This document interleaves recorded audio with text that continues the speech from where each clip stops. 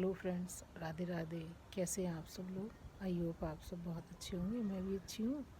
और बिल्कुल अभी अभी लगभग दोपहर के 2 बजे हैं।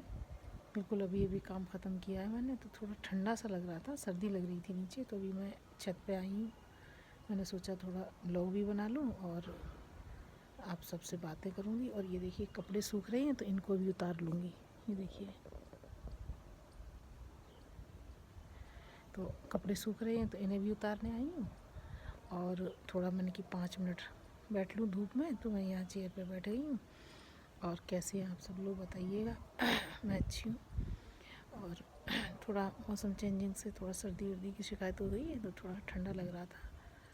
तो दवा खा ली है, आराम है, थोड़ा सा और हो जाएगा। तो आप सब लोग से मैंने कई बार रिक्वेस्ट की है कि चैनल को सब्सक्राइब कीजिएगा और लाइक कीजिएगा। आप लाइक करेंगे और सब्सक्राइब करेंगे तो मेरा हौसला बढ़ेगा। और मैंने कई बार बताया कि मुझे अर्निंग भी होगी थोड़ी।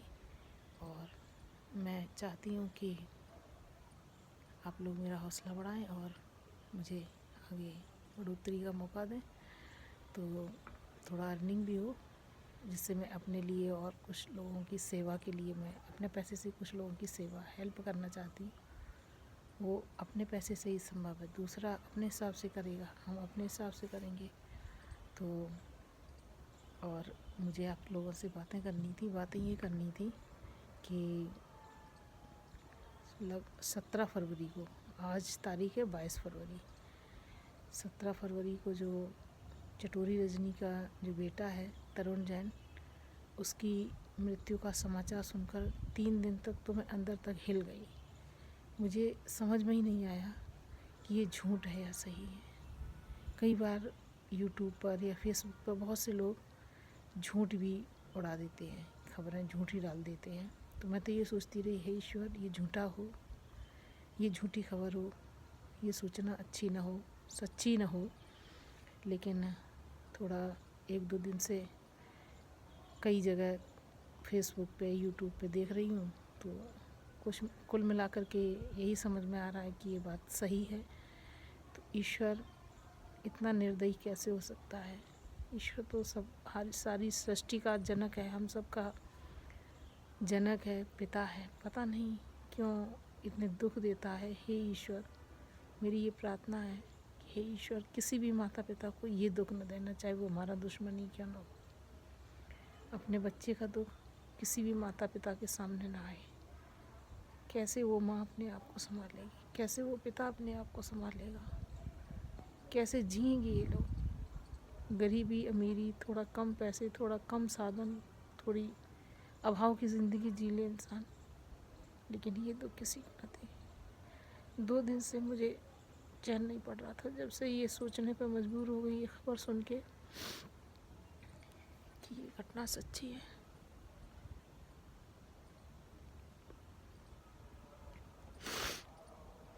ईश्वर, किसी के बच्चे के साथ ऐसा ना हो। वो तो बहुत ही सीधा और सच्चा अच्छा बच्चा था, पढ़ने में भी इतना अच्छा था और अपनी माँ की बराबर हेल्प करता था, उनकी बहुत अच्छे से देख रेख करता था। कुछ बच्चे बड़े शैतान किस्म के होते हैं, माता पिता का कहना नहीं मानते, उनके मान सम्मान की चिंता नहीं होती उन्हें, न पढ़ने में अच्छे होते हैं, न घर में हेल्प करते हैं, न किसी का कहना मानते हैं। अगर 1.5 बच्चे होते हैं तो शायद उनके लिए इतनी पीड़ा नहीं होती है। पीड़ा तो होती है, सभी के बच्चे बच्चे होते हैं, इतनी पीड़ा नहीं होती है। मैंने तो जब से सुना है तब से उस माँ के दर्द को मैं अपने शब्दों में बयान नहीं कर सकती। प्रभु, कैसे संभालेंगे वो माता पिता अपने आप को? ये दुख दिया ही क्यों? अनेक दुख थे, आप चाहे जैसे दुख दे देते, लेकिन ये दुख न देते। बच्चे का दुख तो किसी माता पिता को न देना ही प्रभु। इसलिए मेरी सभी से हाथ जोड़कर विनती है कि कोई भी किसी के साथ गलत ना करिएगा, क्योंकि इस जन्म में नहीं तो पिछले जन्म में कुछ ऐसा हुआ होगा जो ईश्वर ने ऐसा किया है उनके साथ। हमने पिछले जन्म में क्या किया है ये हम नहीं जान सकते, लेकिन आगे हम सब अच्छा करें ये तो हम कोशिश कर सकते हैं, करनी चाहिए। मेरा मन कभी कभी बड़ा विचलित होता है कि मुझे जीवन में 3 चीज़ें बहुत प्रिय थी, बहुत ही प्रिय थी। मैंने बचपन में खेल भी खेला, तो टीचर बनने का, मैं टीचर बनती थी और बच्चों को मैं पढ़ाती थी बिठा करके। और भी 2 चीज़ें ऐसी थी जो मेरे पास आकर, मेरे हाथों में आकर के मुझसे फिसल गई। मैंने अपने कई वीडियो में आप लोगों को बताया है कि मुझे टीचर बनना बहुत अच्छा लगता था। प्राइवेट तो मैंने पढ़ाया है, लेकिन मेरी जॉब नहीं लगी। ये पीड़ा मेरे मन में बहुत रहती है। और भी 2 बातें ऐसी हैं जो मुझे बहुत तकलीफ़ देती हैं। मेरा मन बड़ा विचलित हो जाता है कि हे प्रभु, मुझे हाथ में आकर के ऐसे क्यों छीन लिया आपने। तो वही चीज़ मैं समझ सकती हूँ कि बच्चे अगर नहीं हैं तो एक दर्द होता है, और बच्चा है और उसको आपने उठा लिया तो 100 दर्दों से भी बड़ा है। हे प्रभु, इतना बड़ा दुख क्यों दिया? ऐसा किसी माता पिता को न देना। तो जब मेरा मन बहुत विचलित होता है तो मैं गर्भ गीता पढ़ती हूँ। तो मेरी आप सभी से हाथ जोड़कर विनती है, मैं मोबाइल पकड़े हुए इसलिए आपको हाथ जोड़ते हुए नहीं दिखाई दे पा रही। मेरी हाथ जोड़ के विनती है सभी से कि हमने जो पिछले जन्म में किया है वो हमें नहीं पता, अच्छा किया है बुरा किया, लेकिन अब हमसे कोई भूल ना हो, इसलिए आप सभी लोग गीता का पाठ करिए। जितना टाइम हो, 1 दोहा, 2 दोहा, 1 श्लोक, 2 श्लोक, जो भी टाइम हो आपके पास। उसके बाद गर्भ गीता एक बहुत छोटी सी आती हैं, बहुत थोड़े कम पैसे में, 10-5 रुपए की आ जाती होगी, 10 या 15 रुपए की। उसको आप पढ़िए। उससे जो है हमारे बुरे विचार जो हमारे मन में आते हैं, हमारे मस्तिष्क में आते हैं, वो ना आने पाएँ, जिससे हम कुछ बुरा न कर पाएँ।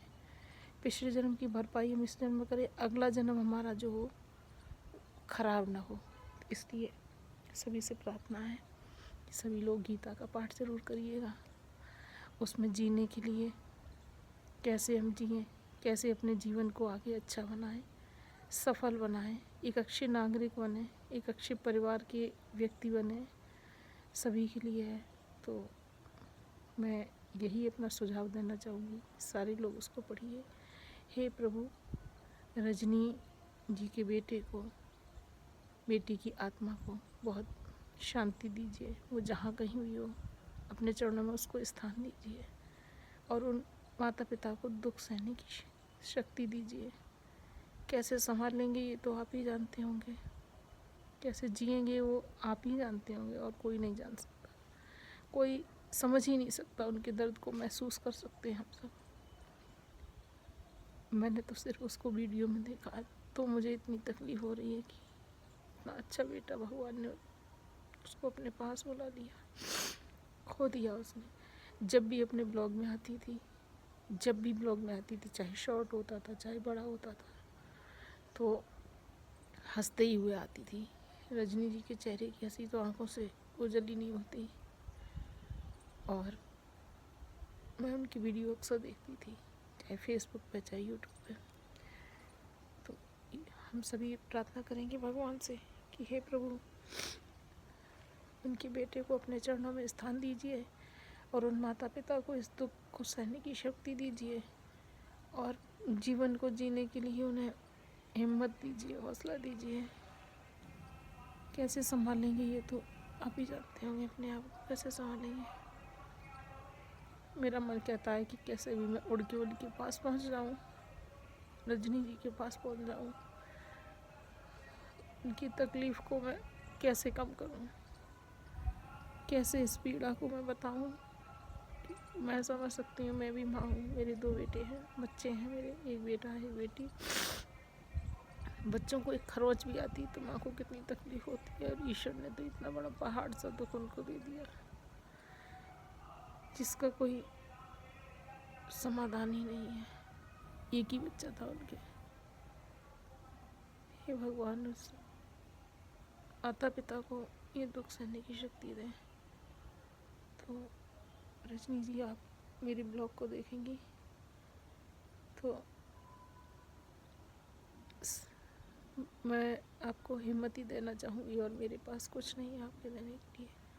आपके बेटे के लिए प्रार्थना करूँगी भगवान से कि हे भगवान, उसे अपने चरणों में स्थान दीजिए, और आपको हिम्मत दीजिए, जीने के लिए साहस दीजिए, बस इतना ही कहना चाहूँगी। धूप भी बहुत तेज़ है, कपड़े भी उतार लूँ, ये सारे सूख गए हैं कपड़े।